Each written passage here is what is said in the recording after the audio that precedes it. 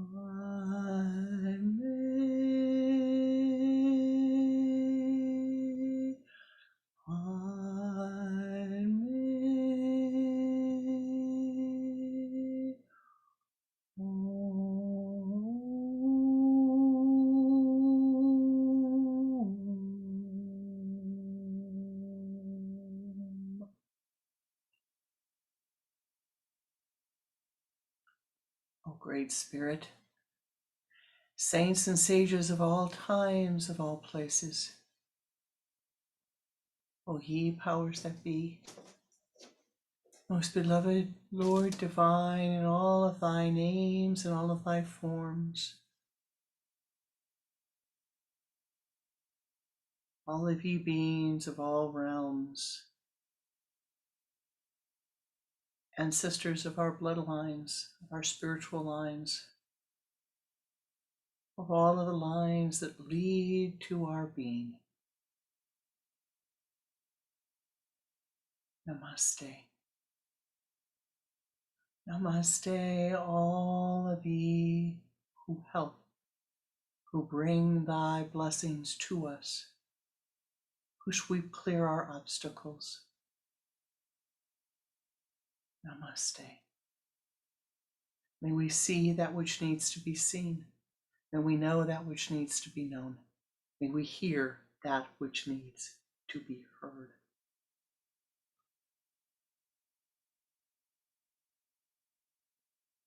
Namaste.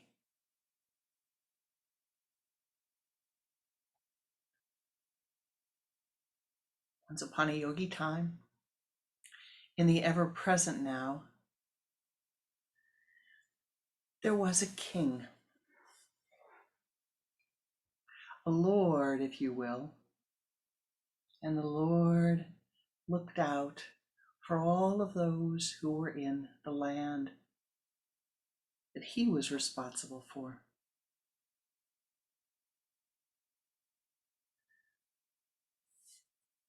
But he was a king.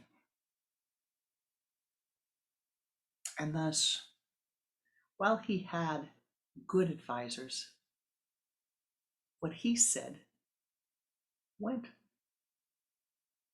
for the most part. One day, his guru said to him, he had a guru, even kings have gurus, I am told.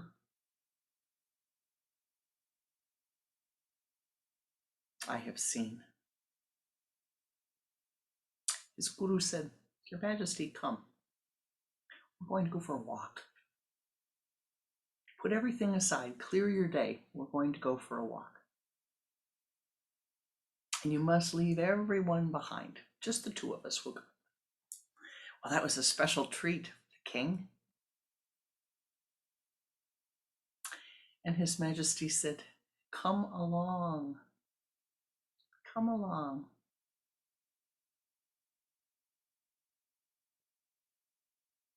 Your Majesty, his guru said. And as they begin to walk, the king says, Well, where are we going? And the guru says, Well, Chela, where I take you. Now, the king wasn't used to be calling Chela. Chela means disciple. And when a guru says that, it means something's up here. Something's up. Gotta pay attention. So, well, Chela, we're going to the forest. And so they go, they walk, they come to a beautiful, beautiful big lake. It is, I would say, the most beautiful lake in the kingdom. A beautiful, beautiful, beautiful, very unusual blue. So blue and so beautiful you could see to the bottom of the lake. Perfect reflection, surrounded by mountains. And they get there. Guruji goes to sit down, and Chela goes over to the lake.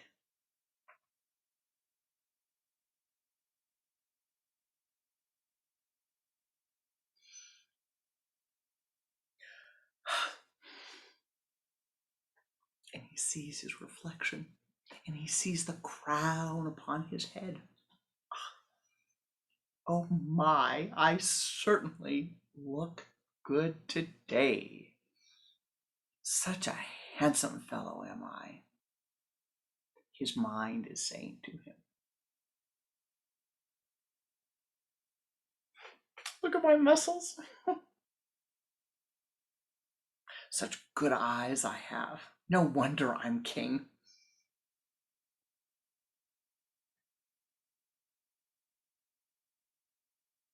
Plop. Guruji, my crown fell off. My crown fell off. He said so.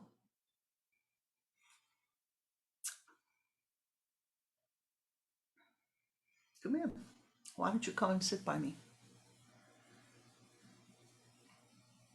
The disciple goes and sits by him. And all of his friends, all of his companions that he had brought with him. Now, I know you're thinking, well, it was just the guru and the disciple. What companions are we talking about? Who came? Nobody else was to come this day. The disciple's very agitated. And all of a sudden, jealousy runs into the lake. Big splash. All of a sudden, anger runs into the lake. Big splash. All of a sudden, fear runs into the lake. Big, big, big splash. The waves are crashing onto the shore. Guruji's just sitting there. All of a sudden, pomposity runs into the lake. This should not be happening to me. My crown, my kingdom. And the waves go bigger and bigger and bigger. And this blue lake, all of a sudden the silt is coming up from the bottom. All of a sudden it's messy and murky and mucky. Guruji's just sitting there, breathing. He says to the chela, I see you didn't come alone. And embarrassment plops into the lake. Plop.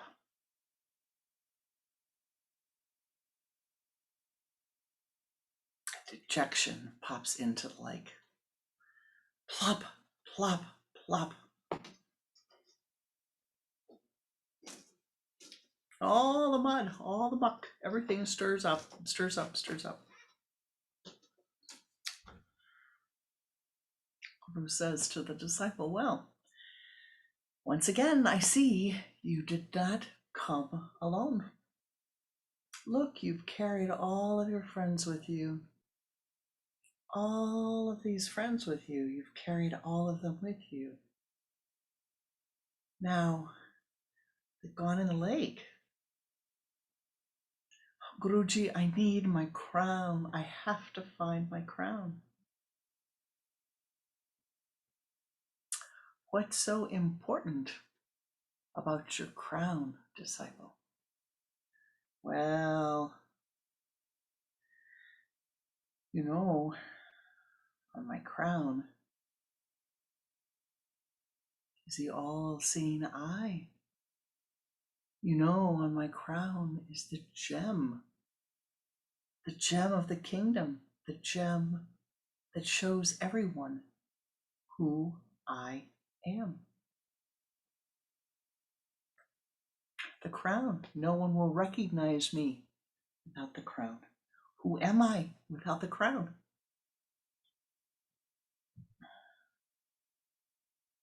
Come along, just sit here with me for a while. Close your eyes and breathe.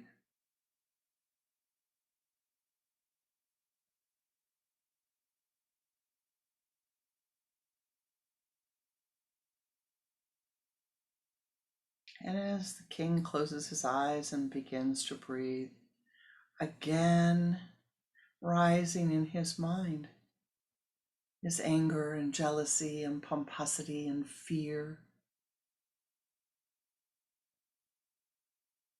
But he continues to breathe.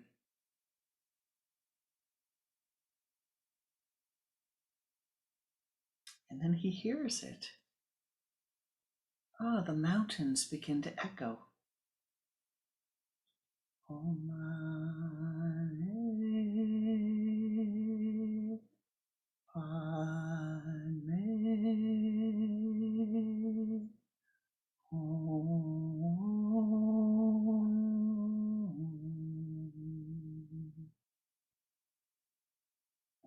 Mani Padme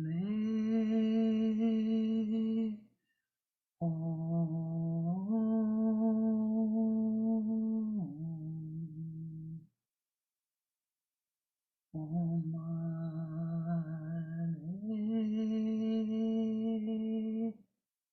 Padme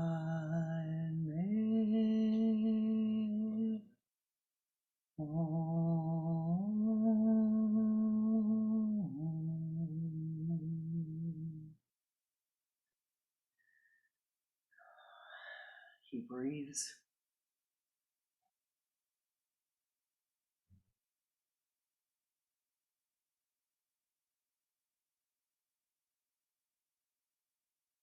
And soon he becomes aware that his breath is matching the breath of his guru. Pretty soon he becomes aware that their breath is matching the breath of the mountains, of the lake, of the air around them. And he continues to hear Om Mani Padme Om.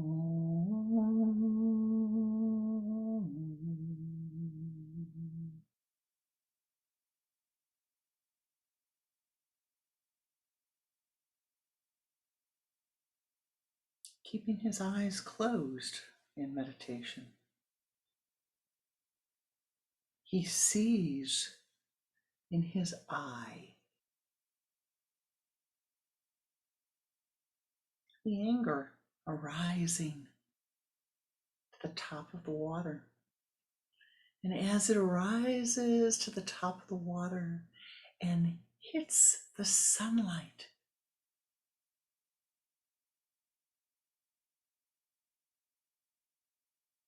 it dissolves away.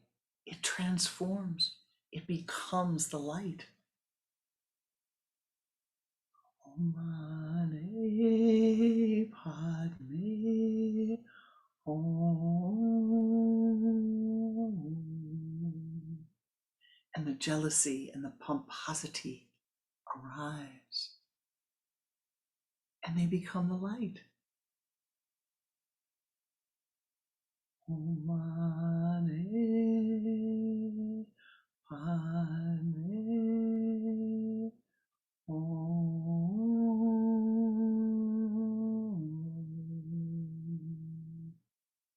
And the fear arises and dissolves away. And as they continue to chant,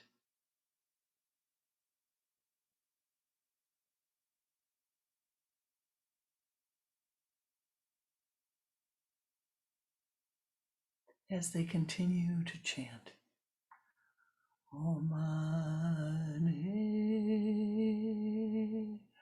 Padme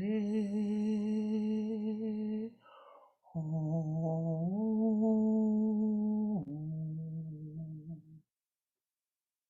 The chalices arising from the water, shining in light, the 1,000-armed cannon, Avalokita Kishvara Bodhisattva, the Divine Mother, the Divine One with all of her beauty, reaching out with all of her hands and arms to lift, to lift, to lift all beings, to dissolve away the hurt, to dissolve away the sorrow, to dissolve away the anger, the fear, the emotions of the mind, and to fill their beings with compassion, with joy, with Ananda, Ananda, Ananda. Om Mani Padme Om.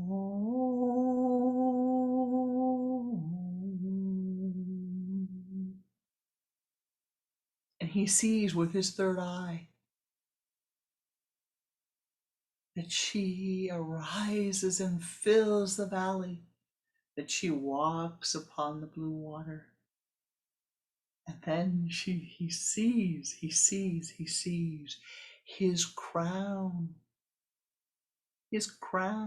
with a jewel, the jewel of self-awareness, sitting upon her head. Om Mani Padme Om.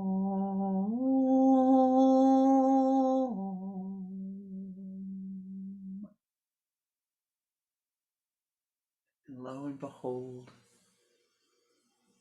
she takes that crown that sits upon her head, that crown that sits above the chakras, that crown, the jewel that is in the lotus, the 1,000-petal lotus. She takes that and brings it down. And my beloved, she places it upon his head. And the disciple, with his third eye, sees, oh my, the jewel upon my head, the jewel upon my crown, the jewel in my 1,000-petal lotus. Why, my guru has it. And his sight expands and he sees every soul in his kingdom has a gem above their head, in the lotus, in the blue lotus, in the blue 1,000-petal lotus that lives within each one of these creatures, each one of these beings, no matter how big, how small, petit, grand, important, or to him, to others unimportant. Everyone has this jewel. If only they could see it. If only they could know it. His guru reaches over, takes his thumb, as gurus are known to do, and blesses him.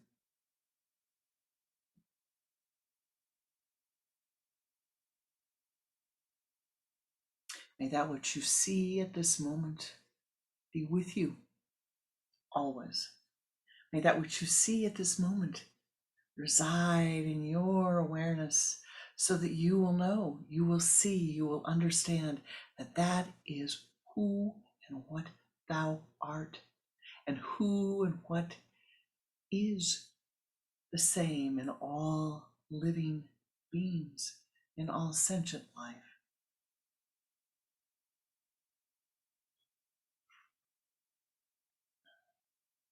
And as he opens his eyes, Chela sees, the lake is beautifully blue again. The mountains are reflected in it. You can see to the bottom, he can see to the bottom. And he looks and sees his guru mirroring back to him all of his goodness. For that is what the guru is about. The guru is the dispeller of darkness. The guru helps you to see who and what you are. How fortunate was the king. It changed everything that day. He changed. He changed. Everything changed that day. For in his mind, in his memory, in his awareness, was the awareness of who he was and who all of those in his land, who he had responsibility for, who they were. He could see their goodness, he could see their kindness. And within him grew not only wisdom, but compassion, understanding, compassion. The understanding that we all do. He was doing the best he could. His guru was doing the best she could.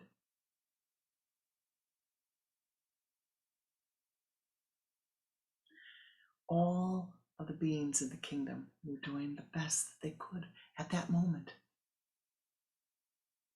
They needed help. They needed help to strive to become wiser, to strive to become more balanced, to strive to see the goodness within themselves and the goodness within others. And so he implemented some changes. They walked back, he and his guru, to the palace, the place that they lived. And from that moment on, every day they sat, they meditated. They meditated 3 times a day. They turned inward. They called upon all the people to begin to meditate together at sunrise, at noon, at sunset,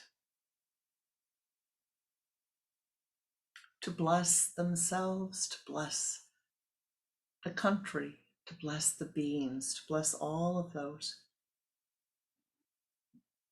They called upon all to remember who and what they were, who and what they are.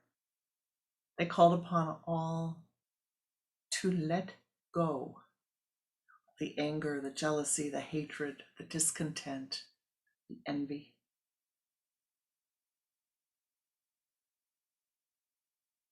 The king said, in preparing the new rules of the land, the new thou shalt not steal another's happiness, he said. Thou shalt not steal another's happiness. At first the people, what is he talking about? Another's happiness? What does that mean? It means if another person has something, be happy for them. If they go on a trip, be happy for them. Do not be envious.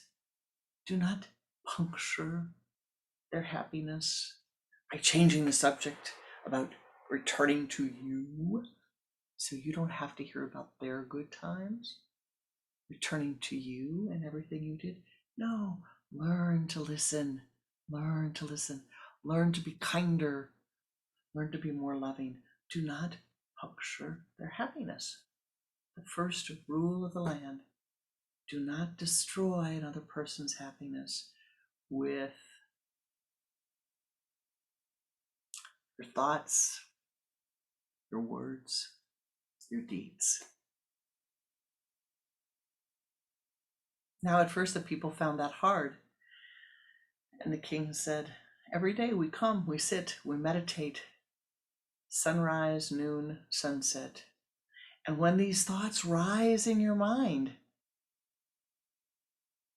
of anger, of jealousy, of pomposity, of ego, when the thoughts arise in your mind of how important you are, turn inward, breathe, and watch for the light that thou art. Watch for the light at the sun center.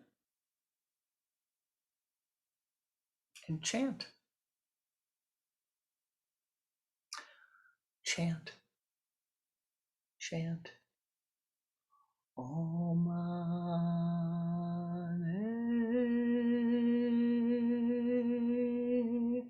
Padme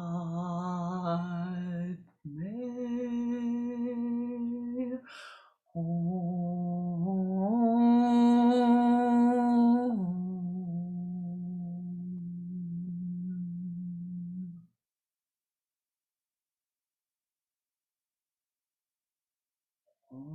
Mani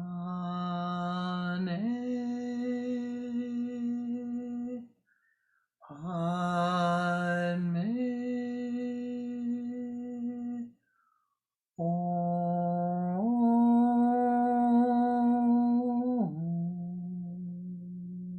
Om Mani Padme Om.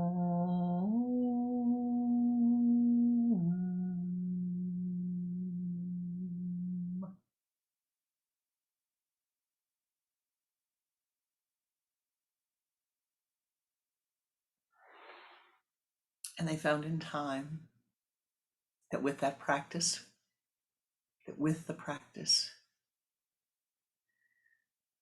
mind calmed, that with the practice, the emotions calmed.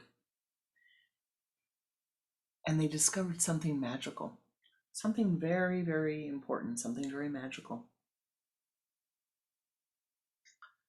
They discovered the cycle of time. And they came to realize that sometimes it was easier to sit and meditate. Sometimes it was not. Sometimes it was easy to chant. Sometimes it was irritating. Sometimes they were happy to meditate with all the others. Other times they'd rather be eating bonbons or watching a movie or reading a book. And they didn't want to be with the others. But if they just persisted, if they just persisted, all would be well.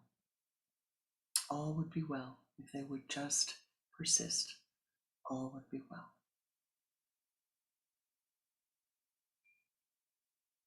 And this is you. It is me. It is us'ns. We have the jewel of self-awareness in the 1,000-petal lotus that resides above our crown center, above our chakric system, if you will.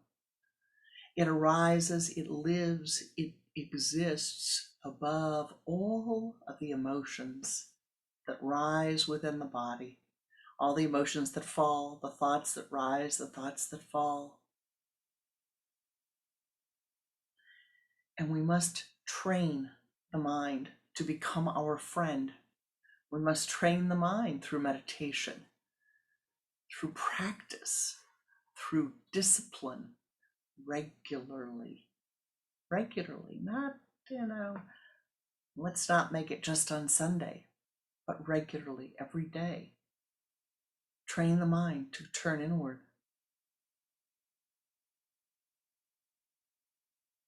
to observe the thoughts that rise in the mind, and to neutralize them. Don't press them down. Never press them down.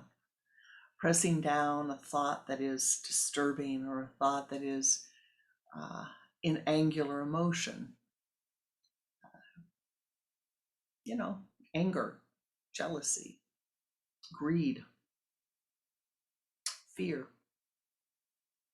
They're all this way. They're all this way. They're not this way. Even happiness, ecstatic happiness, they're all over. They're not balanced. They're this way and that way and this way and that way. You must bring them back to a point of balance. That is what is necessary. Bring them back, the mind back to a point of balance. And do not become upset when these thoughts rise in your mind. Truly, the most difficult experiences that humans have occur because we think we're our thoughts, because you think you're your thoughts. You're not your thoughts. You don't have to act on every bit of emotion that rises in your mind. It's important to be able to see, that's just a thought that rose in my mind. Okay, let me do something about it. Is it beneficial? No, not so much, not today. Well then, let me do something, neutralize it. How do I neutralize it? What does it mean to neutralize it? It means to demagnetize it so that it is no longer relative to me. A thought will only arise in your mind when you are relative to it.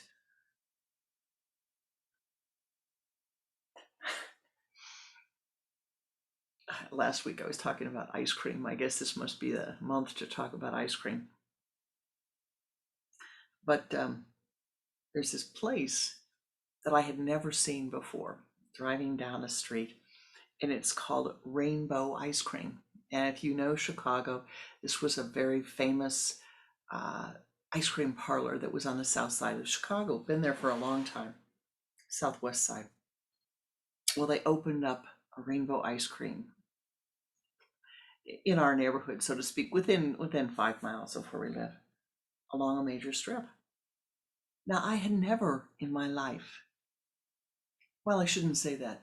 I had read an article about the Rainbow Ice Cream place. Never had a taste for it, never thought, anything about it. But I drove by it.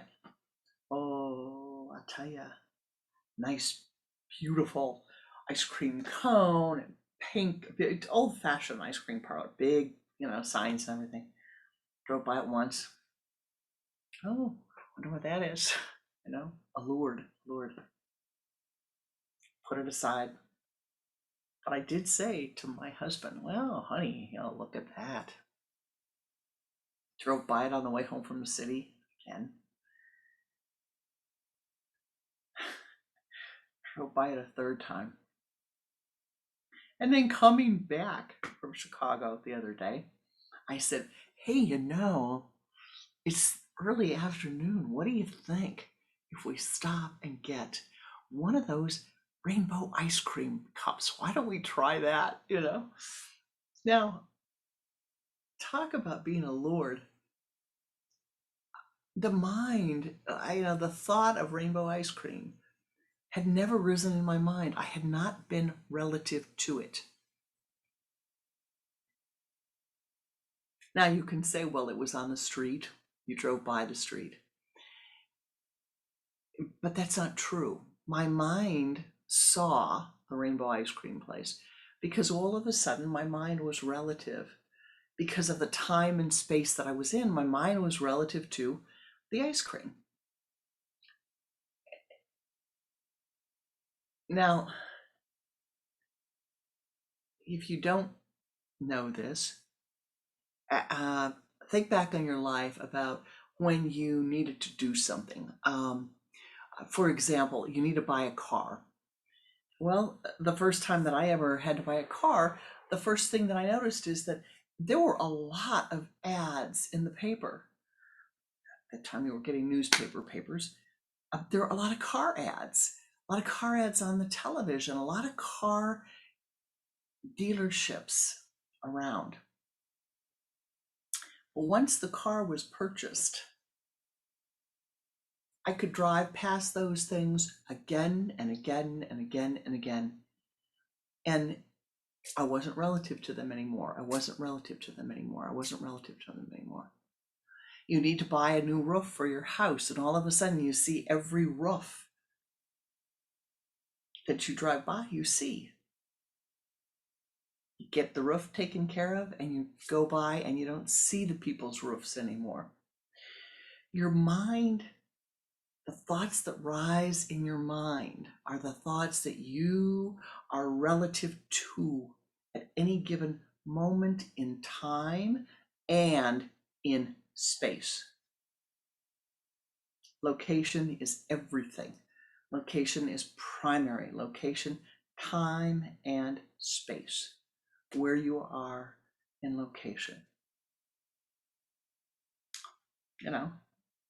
I can tell you after trying that ice cream, I doubt that I will ever be relative to that event again.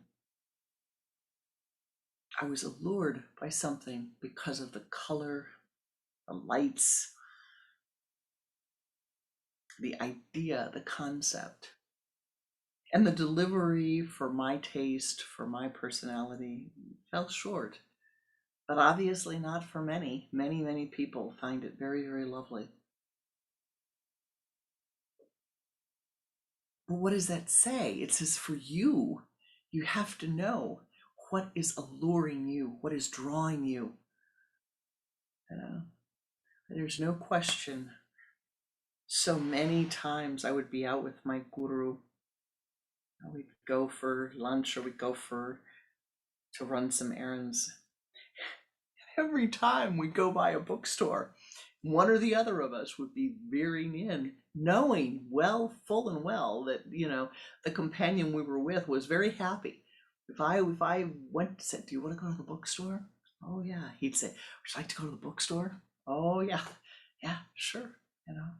Let's go to the bookstore. We both were allured by the bookstores. But you don't want to be allured by anything.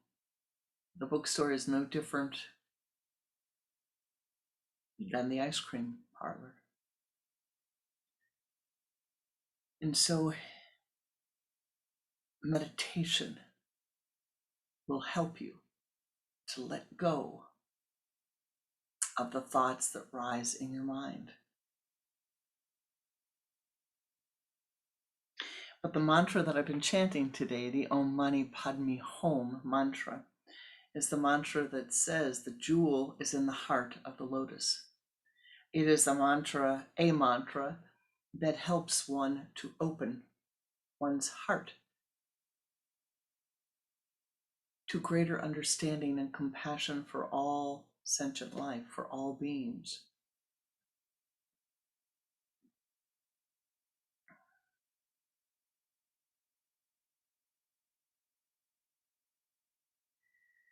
Compassion must be cultivated.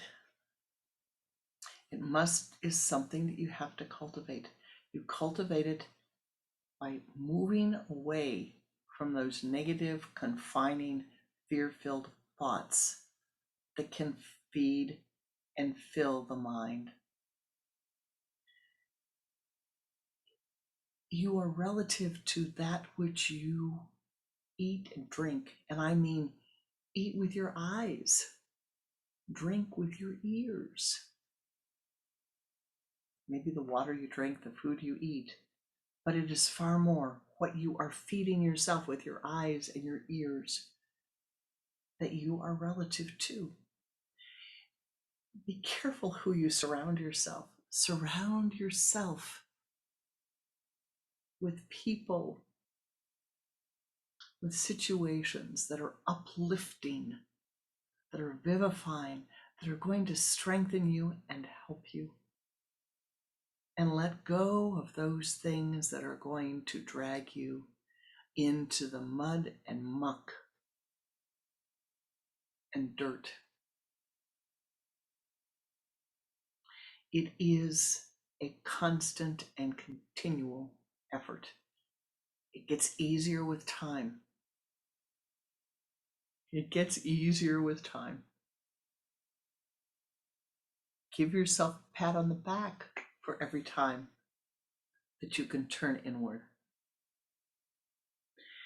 And now we will join the king or the disciple and the guru.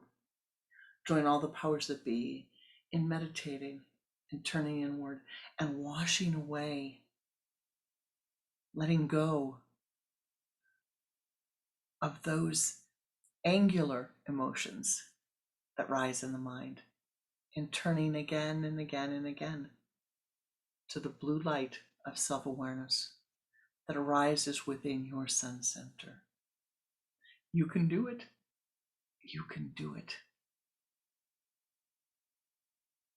Those emotions, they will rise anytime you'd like. You can do it. Just turn inward. And let us join together to do this.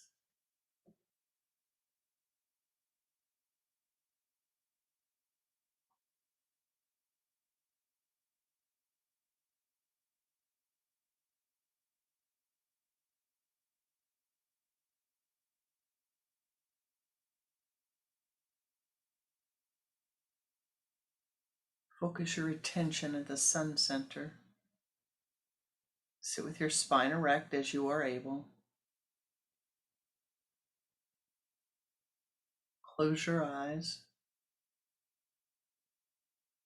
and move your eyes up to the sun center. Literally turn your eyes upward so that they are focused at the sun center, the point between your eyes, the Agya chakra.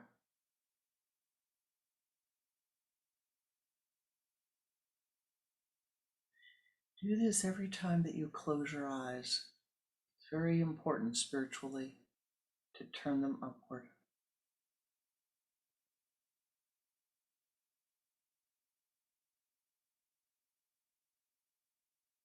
For where your eyes go, there your attention goes, there the energy flows.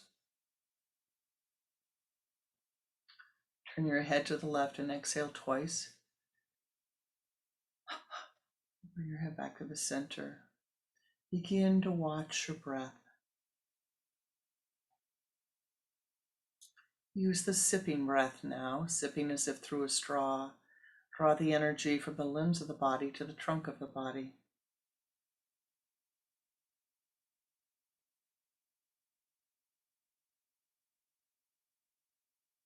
The trunk of the body, draw the energy into the spinal column, again with a sipping breath.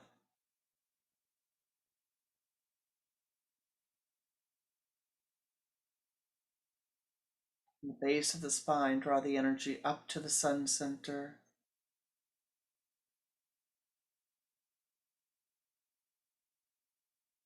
Move that energy as a golden ball of light out in front of you, sweeping around to the left, behind you, to the right, in front of you. Sweeping around 3 times.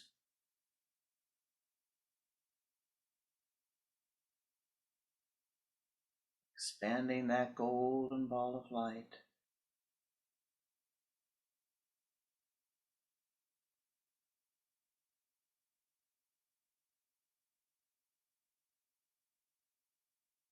Now in your mind's eye, see yourself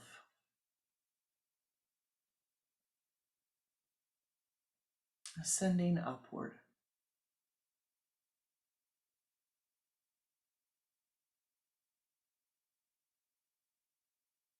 Ascend to your high place.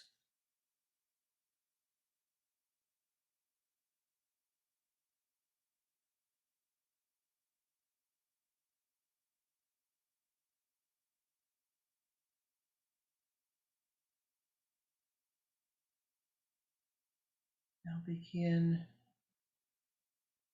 to walk.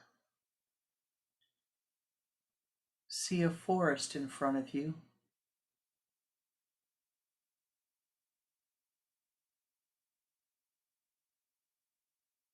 As you walk along the path in the forest, you're ascending upward into the mountains.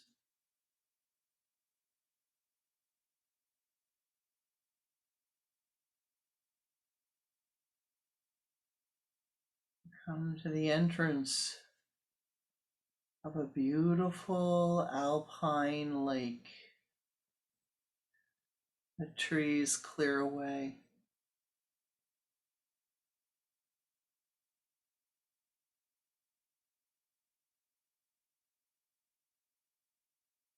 The lake is surrounded by the mountains.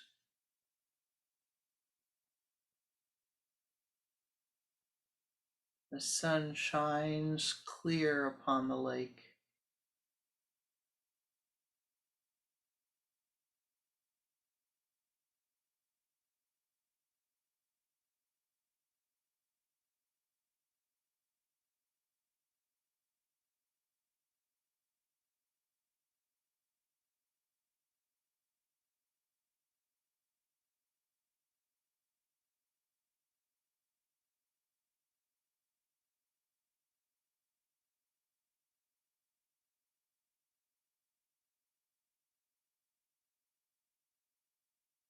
Enter in, focusing your attention upon the sun center, upon the point between your eyes.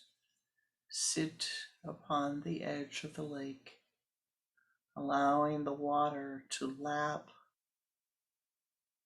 to gently come up to you.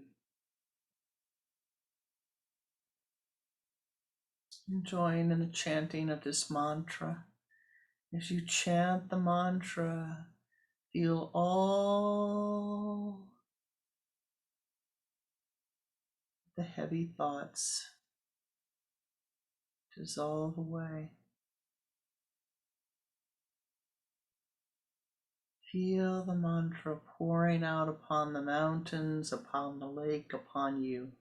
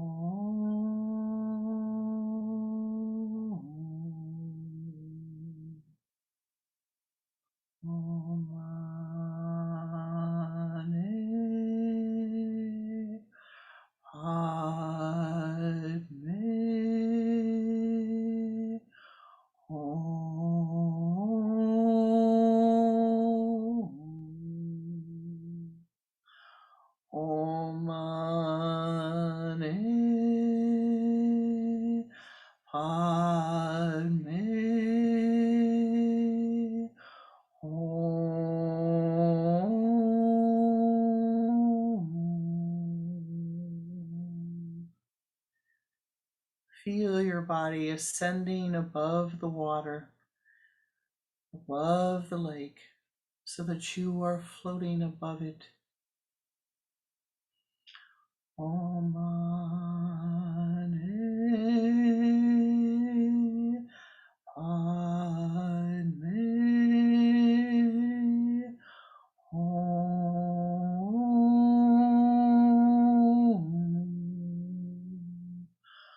Om Mani Padme Hum.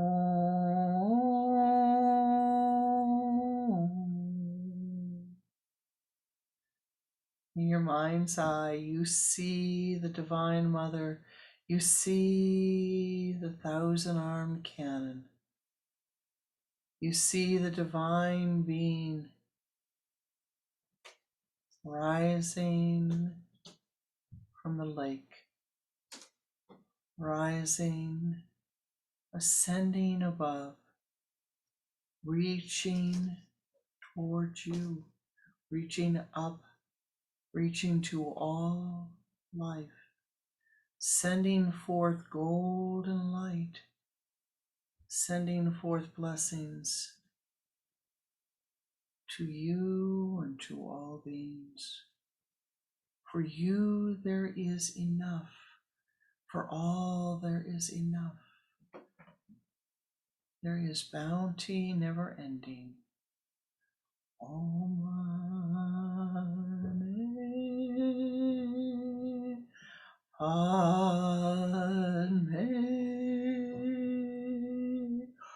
Hum.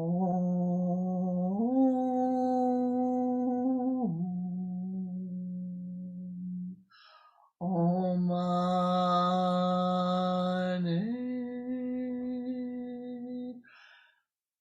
Padme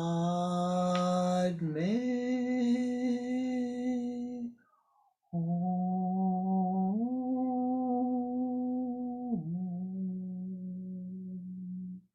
Om Mani Padme Hum.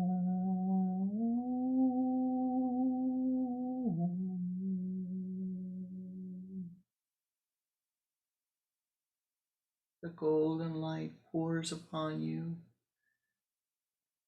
pours forth from the Divine One to you.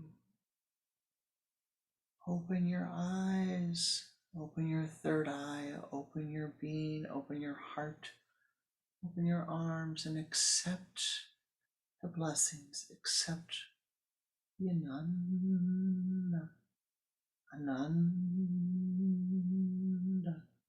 Ananda. For thou art good, for thou art worthy. From goodness only goodness can come.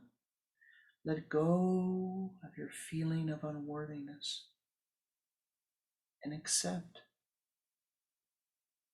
Or as Sri Shelley Ji said with the greatest of wisdom, so you don't feel worthy, it's all right. Maybe you're not. Accept it anyway. You will become worthy. Choose to accept the blessings. Choose to accept the goodness at this moment. Om Mani Padme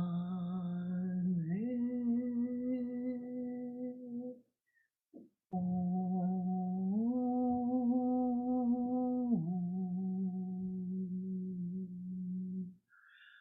Om Mani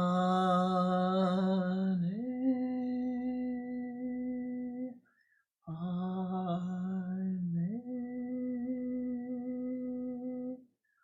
Hum.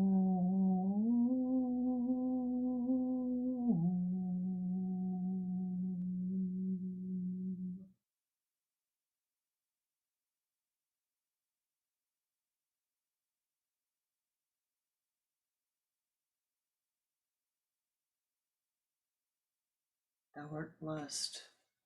Thou art blessed. Accept the blessings of life as they pour onto you. Let your needs be filled and become an ever greater blessing unto all of those who enter your aura.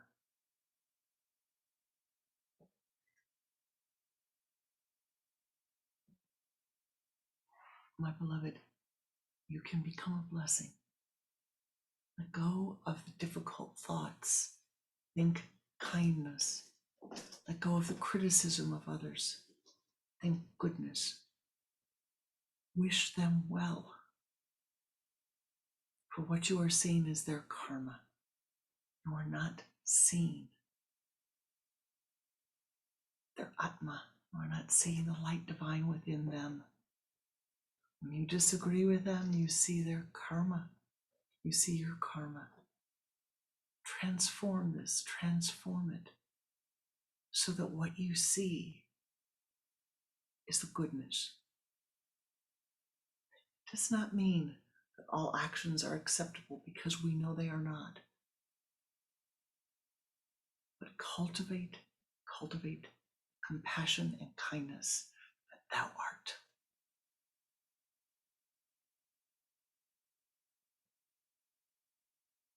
As always, I thank you.